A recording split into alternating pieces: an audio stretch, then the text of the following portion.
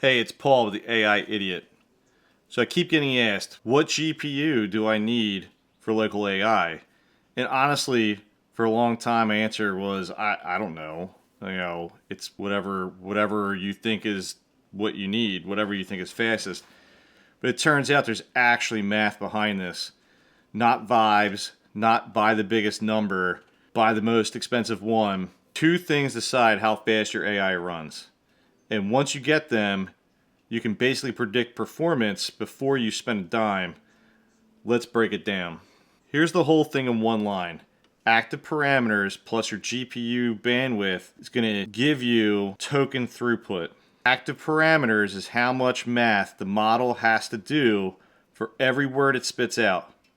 Bandwidth is how fast your GPU can actually feed that math. Put those together and you get throughput, and throughput shows up in two ways: how fast it reads your prompt and how fast it writes the answer back. This is the part that simplifies everything. Same model, same setup, more bandwidth, more speed. Less bandwidth, less speed. No exceptions, no asterisks. Bandwidth is the lever.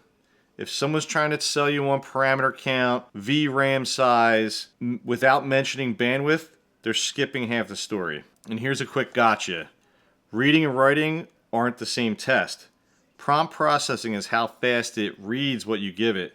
Token generation is how fast it writes it back.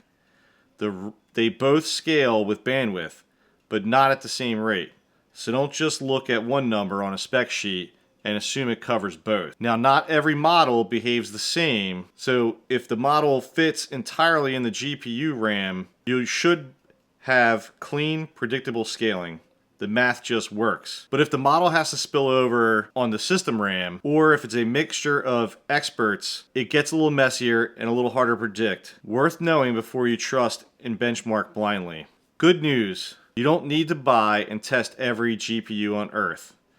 You just have to run one benchmark on a model that you actually care about or plan to use, then use the bandwidth ratio I'm about to show you between cards to predict faster or slower. Works great for dense models that fit in VRAM. For offloaded or MOE setups, that math is going to be a little fuzzy, but it will still scale up and down accordingly.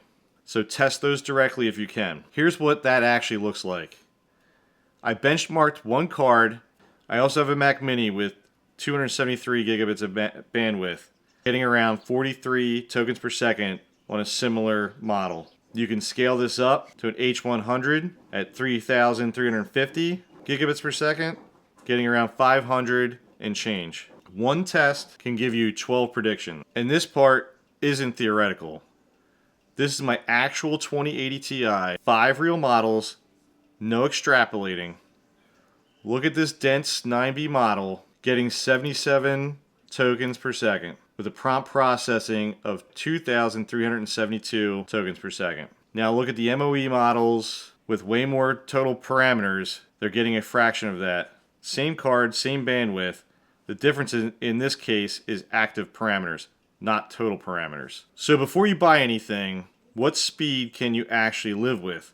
30 tokens per second, 40 tokens per second, 50. Test the models that you think are going to do the job for you, not just whatever's trending or you see on a leaderboard. Decide what's good enough for you, and then that should determine what you end up buying. Whether that is a Mac Mini, a DGX Spark, or maybe you just have an older card that you're sitting on that might be usable. Hardware prices right now are brutal, so flip the logic.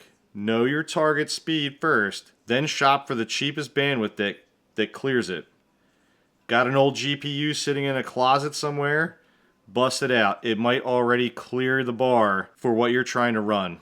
Got a solid desktop with a weak GPU? Maybe just do a card swap, not the whole rig. This could save you thousands of dollars at this point and net you a solid local AI rig. And here's one more thing that gets me. Because I have a Mac Mini, and I hear everyone on YouTube saying to use a Mac Mini for local AI. Mac Minis have very low comparative bandwidth. Mac Minis are everywhere, and they often are just too weak. The bandwidth just isn't there to do this kind of work. That desktop you were trying to retire, it might actually genuinely outperform a Mac Mini. Check the bandwidth specs before you check the reviews and buy anything. So here's the whole episode in one sentence. Test the model, know your number, buy the bandwidth that clears it.